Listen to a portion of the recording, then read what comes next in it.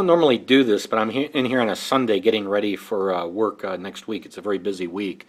But one thing we do sometimes with clients is try and change up the approach they take to working with the leadership team. Part of it is because a lot of times when we're working with a leadership team, we don't do so much training as much as we do coaching, and we're trying to coach them so they can actually practice in real life what's happening. So we're very big about actually taking actions, causing a change, not just doing a lot of intellectual practice.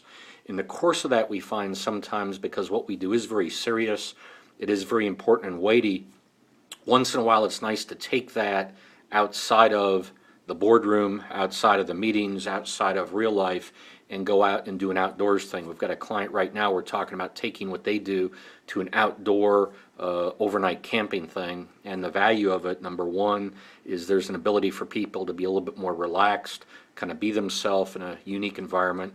Secondly, I think you punch deeper and learn more about people when they go into an environment where the playing field is very levelized. Thirdly, it gives us a chance to be much more physical in terms of what we're trying to do, and that physical nature of things also helps us to get less in theory, but let things kind of pop up and arise that then we can teach in terms of having better relationships, better communication, so on and so forth. And then I think the fourth thing, it's always a unique bonding experience because the unexpected always happens. I heard the word adventura the other day, and it's one of the people that's helping us with his company to do this outdoors thing with this team, talks about adventura, what must happen. And if you take the Latin from it, it talks about how many times you go on an adventure, the outcome is unknown.